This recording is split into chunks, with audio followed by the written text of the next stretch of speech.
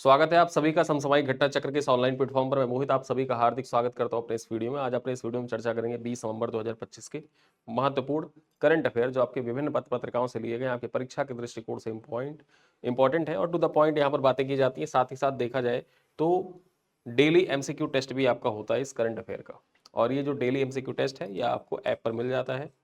प्रतिदिन ऐप पर 10 एमसीक्यू का ऑनलाइन टेस्ट होता है, उस ऐप पे ऑनलाइन टेस्ट को आप अवेल कर सकते हैं।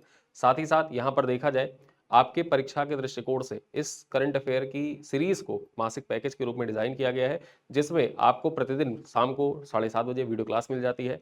ऐप पर आपको क्लास पीपीटी मिल जाती है। व्हाट्सएप ग्रुप में डेली पीडीएफ शेयर की जाती है जो हिंदी और इंग्लिश दोनों भाषाओं में अलग अलग पीडीएफ होती है। महीने के अंत में कंपाइल पीडीएफ आपको प्रोवाइड किया जाता है। साथ ही साथ बेस्ट 100 एमसीक्यू का ऑनलाइन टेस्ट भी होता है और यूपी स्पेशल, बिहार स्पेशल की महत्वपूर्ण पीडीएफ भी आपको प्रोवाइड की जाती है जो करंट अफेयर के दृष्टिकोण से इंपॉर्टेंट होती है। ठीक है, तो इस मासिक पैकेज को आप ज्वाइन कर सकते हैं। यहाँ पर आप कमेंट बॉक्स में चेक करेंगे तो पिन कमेंट जो होगा वहां पर लिंक दिया हुआ है हमारे मासिक पैकेज का। उस मासिक पैकेज पे जाके आप महज 25 रुपए में इस जो पैकेज है इसको ज्वाइन कर सकते हैं। और अगर आपके वॉलेट में कॉइन है तो इस कॉइन को भी आप यूज कर सकते हैं और ये मूल्य घटकर कितना हो जाएगा, 18 रुपये 75 पैसे, यानी कि 2 कप चाय के मूल्य से भी कम में आप पूरे महीने के करंट अफेयर की तैयारी अच्छे से कर सकते हैं। चलिए स्टार्ट करते हैं महत्वपूर्ण करंट अफेयर। पहला पॉइंट क्या है, कैम्ब्रिज यूनिवर्सिटी ने 2025 के लिए जो पैरा सोशल शब्द है इसको सर्वश्रेष्ठ शब्द चुना है। ठीक है, तो कैम्ब्रिज यूनिवर्सिटी के द्वारा देखा जाए वर्ल्ड ऑफ द ईयर किसको चुना गया है, वर्ल्ड ऑफ द ईयर चुना गया है पैरा सोशल को। ये पॉइंट आपको याद रखना है, पैरा सोशल। ठीक है, पैरा सोशल को इंपॉर्टेंट है। पीवाईक्यू में सवाल यहां से आए हुए हैं कि कैम्ब्रिज यूनिवर्सिटी के द्वारा किसे वर्ल्ड ऑफ द ईयर चुना गया है। ये पीवाईक्यू में ऐसे सवाल पूछे जा चुके हैं आपसे। ठीक, चलिए देखते हैं यहाँ पर। तो कैम्ब्रिज यूनिवर्सिटी ने 2025 के लिए पैरा सोशल शब्द है इसको सर्वश्रेष्ठ शब्द चुना है, यानी कि world of the year Cambridge university के द्वारा किसको चुना गया है, पैरा सोशल को चुना गया है। यहाँ पर देखा जाए जो पैरा सोशल होता है इसका मतलब क्या होता है, इसका मतलब होता है एक तरफा रिश्ता जिसमें कोई व्यक्ति किसी सेलिब्रिटी, इन्फ्लुएंसर तथा ऑनलाइन व्यक्तित्व से खुद को बहुत जुड़ा हुआ महसूस करता है। ठीक है, लेकिन सामने वाला उसे जानता ही नहीं है। कभी कभी होता है क्या, जैसे विराट कोहली, बहुत लोग होते हैं विराट कोहली के बहुत डाई हार्ट फैन होते हैं। ठीक, अब विराट कोहली को नहीं पता है कि कोई व्यक्ति बैठा हुआ उनका बहुत बड़ा फैन है, उनके स्टेटस सुबह शाम लगाता है, उनके बर्थडे पे ढेर सारे स्टेटस लगाता है, विश करता है। उनको नहीं पता है विराट कोहली को, लेकिन वो व्यक्ति विराट कोहली से इतना प्रभावित है कि विराट कोहली से एक अलग प्रकार का जुड़ाव महसूस करता है। मैं सिर्फ यहाँ पर उदाहरण के तौर पर विराट कोहली की बात बता रहा हूँ। आप लोग महेंद्र सिंह धोनी के स्टेटस देखते होंगे, बर्थडे में देखते हैं, बहुत से सेलिब्रिटी का बर्थडे होता है, लोग स्टेटस लगाना स्टार्ट कर देते हैं। ठीक, मैं खुद भी देखता हूँ स्टेटस, जब व्हाट्सएप चेक करता हूँ तो बहुत से लोग होते हैं, बहुत से हमारे मित्र हैं, स्टेटस लगाए रहते हैं। सबका स्टेटस किसी अभिनेता का है, किसी इन्फ्लुएंसर का है, वीडियोज लगाते हैं, बहुत उनसे जुड़ाव महसूस करते हैं। ठीक है, तो इसी के लिए देखा जाए एक शब्द यूज किया जाता है पैरा सोशल का। ठीक, और इसी पैरा सोशल को कैम्ब्रिज यूनिवर्सिटी के द्वारा देखा जाए वर्ल्ड ऑफ द ईयर चुना गया है।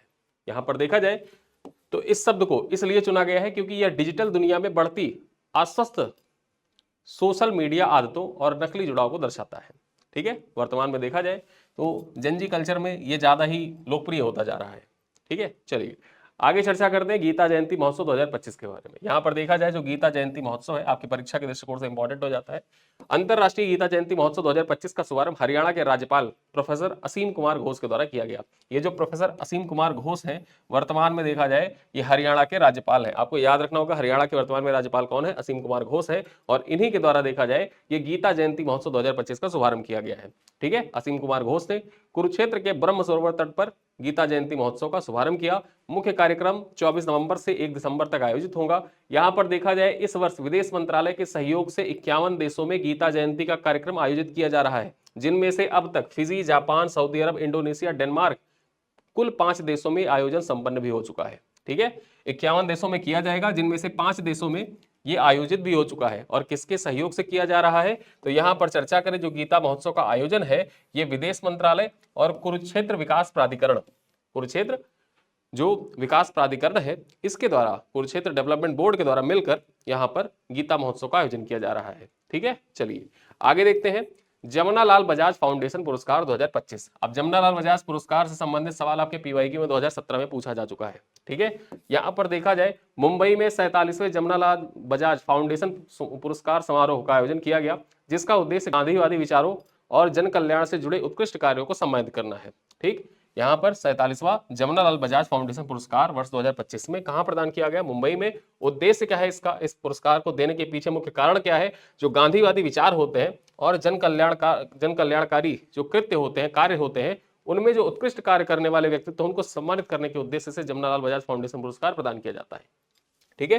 पुरस्कार में प्रशस्ति पत्र, ट्रॉफी और 20 लाख रुपए की राशि प्रदान की गई। कार्यक्रम में मुख्य अतिथि के तौर पर देखा जाए स्वामी चिदानंद सरस्वती महाराज उपस्थित हुए थे। ठीक, अब यहां पर देखा जाए किसे किसे दिया गया, तो हसमुख बाबूभाई पटेल, ये गुजरात के हैं, ग्रामीण विकास हेतु विज्ञान और तकनीकी आधारित कार्यों के लिए प्रदान किया गया है। वहीं पर बात करें PM मुरुगेसन, तमिलनाडु से है, महिला एवं बाल विकास क्षेत्र में योगदान हेतु। ठीक है। जानकी देवी बजाज स्मृति पुरस्कार इनको प्रदान किया गया है। ठीक है, चलिए आगे देखते हैं।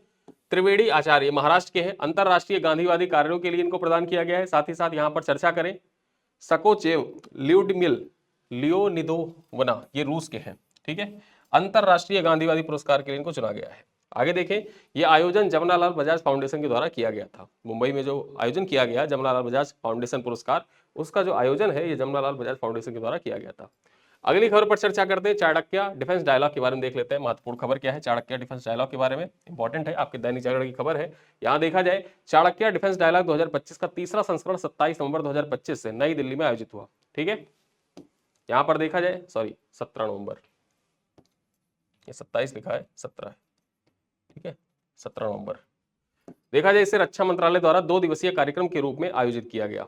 ठीक, चर्चा करें इस वर्ष का थीम क्या था? रिफॉर्म टू ट्रांसफॉर्म, सशक्त, सुरक्षित और विकसित भारत रखी गई, जिसका उद्देश्य रक्षा क्षेत्र में सुधारों, आधुनिकीकरण और राष्ट्रीय सुरक्षा को मजबूत बनाने में व्यापक संवाद करना था। ठीक है, तो आपकी परीक्षा के लिए इंपॉर्टेंट हो जाता है।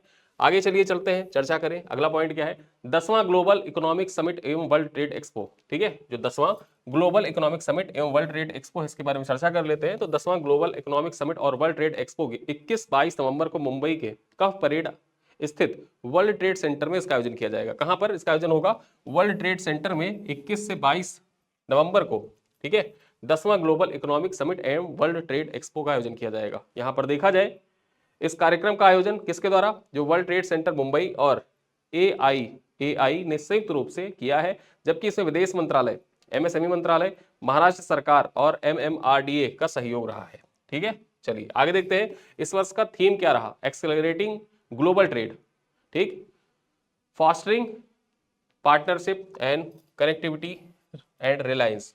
ठीक है, ये इसका महत्वपूर्ण थीम रहा। इसी विषय पर इसका आयोजन किया गया, जिसका उद्देश्य वैश्विक व्यापार को गति प्रदान करना, अंतरराष्ट्रीय साझेदारी को बढ़ावा देना तथा व्यापार एवं कनेक्टिविटी के लचीलेपन को मजबूत करना था। चलिए आगे देखते हैं, भारतीय नौसेना के माहे जहाज का जो क्रेस्ट अनावरण है, इसके क्रेस्ट का अनावरण किया गया है। जो माहे जहाज है, इसके क्रेस्ट का अनावरण किया गया है, उसके संबंधित जो महत्वपूर्ण पॉइंट है आइए देखते हैं।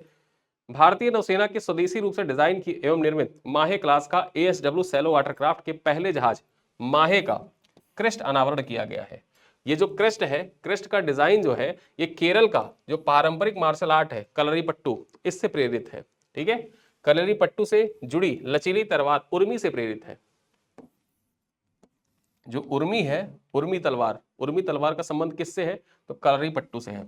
ठीक, आप देखते होंगे कलरीपट्टू, अगर आपने यूट्यूब वगैरह पे देखा होगा, विद्युत जामवाल देखिएगा, अभी सर्च करिएगा विद्युत जामवाल कलरीपट्टू, तो कलरीपट्टू के वो एक्शंस दिखाता है किस तरीके से, कैसे मतलब कैसे एक्शन किए जाते हैं। और साथ ही साथ एक आप देखते होंगे तलवार सी होती है, ठीक है, वो बहुत ऐसे ऐसे मतलब तलवार होती है, तो उस तरीके का तलवार रहता है, उसको उर्मी कहा जाता है। उर्मी का संबंध किससे है? कलरीपट्टू से है।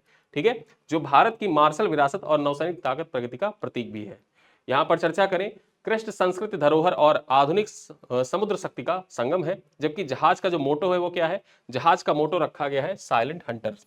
ठीक, साइलेंट हंटर्स इसका जहाज का मोटो है। और माहे को देखा जाए 24 नवंबर 2025 को मुंबई में आधिकारिक रूप से नौसेना में सम्मिलित किया जाएगा। चलिए आगे देखते हैं, 13वां अंतरराष्ट्रीय पर्यटन मार्ट के बारे में चर्चा करते हैं। यहाँ पर देखा जाए जो इंटरनेशनल टूरिज्म मार्ट है, इसके बारे में चर्चा कर लेते हैं।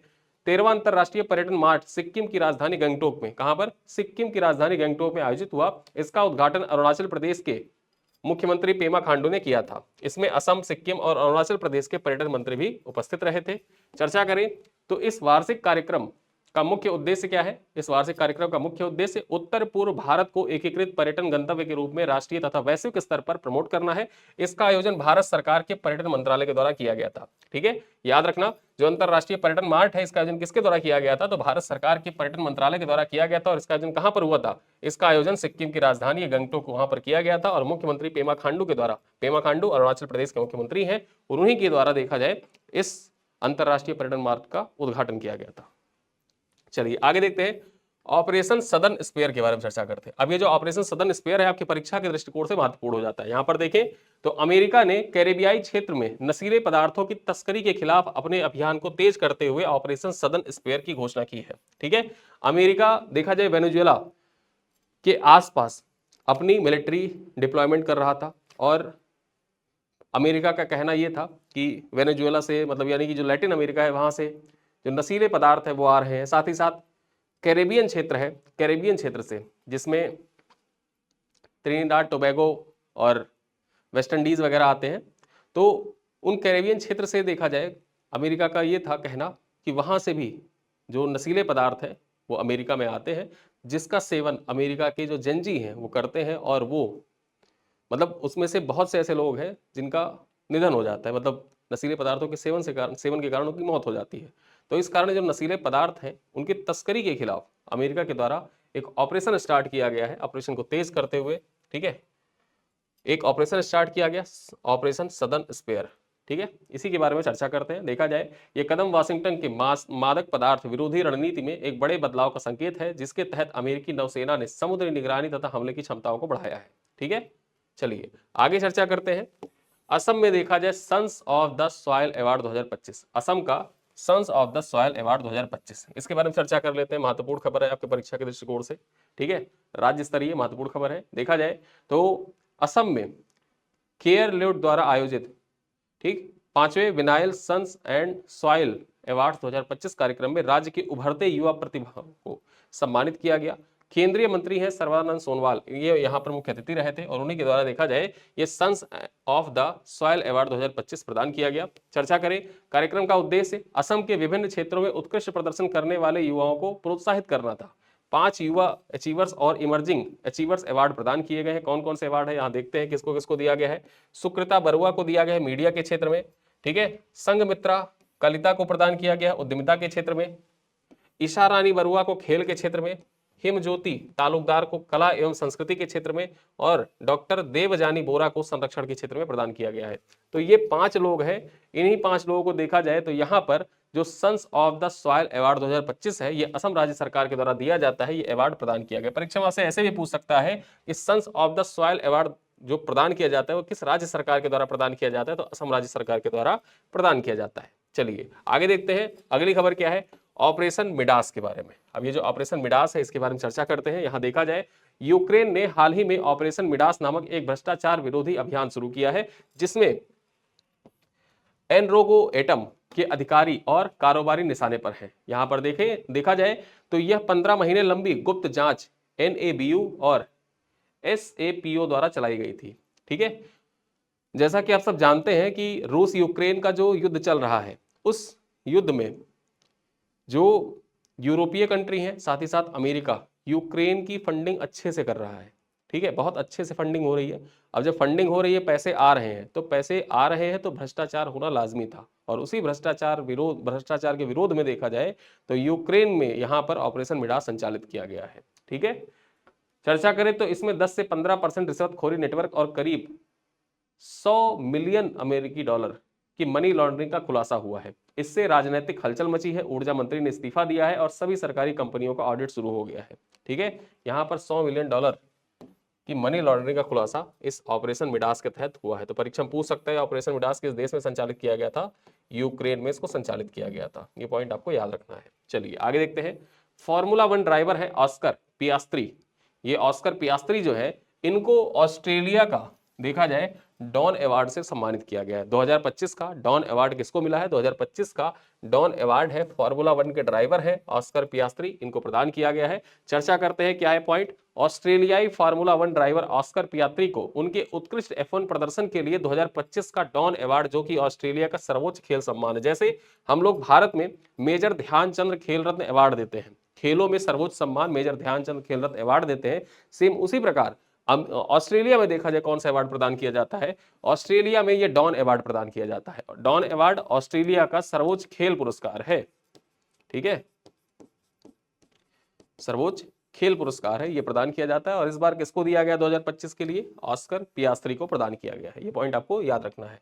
देखा जाए तो यह वह सम्मान पाने वाले पहले मोटर स्पोर्ट एथलीट बने हैं, यानी कि जो ऑस्कर पियास्त्री हैं ये पहले मोटर एथलीट बने हैं जिन्हें डॉन अवार्ड से सम्मानित किया गया है, ठीक है। 2025 सीजन में उन्होंने चीन, बहरीन, सऊदी अरब, मियामी, स्पेन, बेल्जियम सहित कई ग्रैंड प्रिक्स जीतकर असाधारण प्रदर्शन किया था और इसी कारण से देखा जाए तो इनको डॉन अवार्ड से सम्मानित किया गया है। चलिए आते हैं अपने अंतिम खबर पर। आज की महत्वपूर्ण और अंतिम खबर, भारत जो है ये कोडेक्स कार्यकारिणी समिति का कोडेक्स कार्यकारिणी समिति में पुनः भारत निर्वाचित हुआ है, ठीक है। भारत कोडेक्स कार्यकारी समिति में पुनः निर्वाचित हुआ है। क्या है पॉइंट्स, आइए देखते हैं।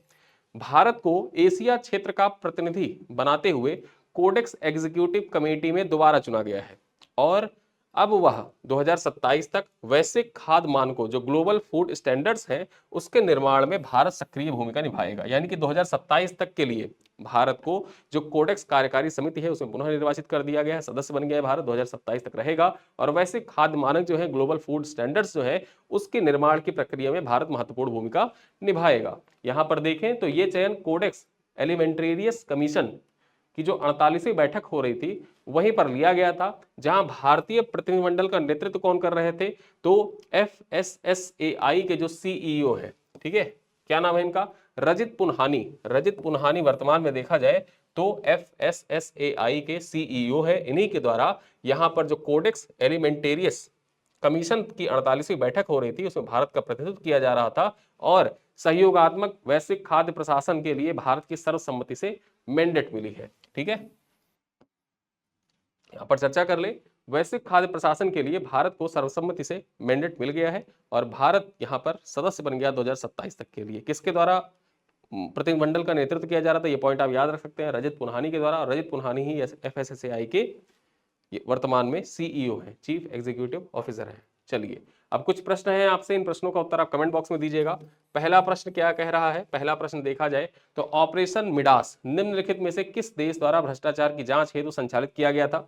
रूस, USA, ब्रिटेन या यूक्रेन? किस देश में संचालित किया गया था बताइएगा कमेंट बॉक्स में। क्वेश्चन नंबर दूसरा है कि निम्नलिखित में से कौन सा देश 2027 में COP32 की मेजबानी करेगा? कौन सा देश है जिसके द्वारा COP32 की मेजबानी की जाएगी 2027 में? भारत है या मिस्र है या इथोपिया है या ब्राजील है, ठीक है। और वहीं पर अंतिम सवाल क्या है? क्वेश्चन नंबर 3 क्या कह रहा है? विश्व मधुमेह दिवस हर साल किस तिथि को मनाया जाता है? 14 नवंबर को मनाया जाता है, 16 नवंबर को मनाया जाता है, 10 नवंबर को मनाया जाता है या 18 नवंबर को मनाया जाता है, ठीक है। तो ये 3 प्रश्न है, इन 3 प्रश्नों का उत्तर आप कमेंट बॉक्स में दे सकते हैं और कमेंट बॉक्स में प्रश्नों का जो पूछा जाए आपसे उनका उत्तर जरूर दिया करें। साथ ही साथ जो इस क्लास बेस्ड MCQ होते हैं, डिटेल एक्सप्लेनेशन होते हैं और परीक्षा उपयोगी और परीक्षा के अनुरूप, जैसे अब UPPCS का पैटर्न है सेम वैसे ही पैटर्न पर आप टेस्ट देना चाहते हैं तो आप हमारी एप्लीकेशन पर तुरंत जाइएगा, तत्काल जाइएगा। वहां पर डेली 10 MCQ पोस्ट किए जाते हैं, daily newspaper based current affair होते हैं, डिटेल एक्सप्लेनेशन आप पर जो MCQ होते हैं उनको अटेम्प्ट करने के बाद आपको लगेगा कि हाँ ऐसे ही सवाल UPPCS से पूछे भी जाते हैं, ठीक है। तो आप जाके उनको अटेम्प्ट करिएगा। साथ ही साथ क्लास PDF और क्लास PPT हमारे व्हाट्सएप ग्रुप में शेयर कर दी जाती है, वहां से आप उसको पढ़ सकते हैं। व्हाट्सएप ग्रुप में ही कंप्लीट PDF भी शेयर की जाती है और ये सारी चीजें अवेल करने के लिए आप हमारे इस वीडियो के पिन कमेंट को चेक कर सकते हैं, वहां से आपको पूरी डिटेल जानकारी मिल जाएगी, ठीक है। तो इन्हीं सब बातों के साथ इस वीडियो को करते हैं पर समाप्त। मिलते हैं फिर अगली क्लास में, तब तक के लिए बहुत बहुत धन्यवाद।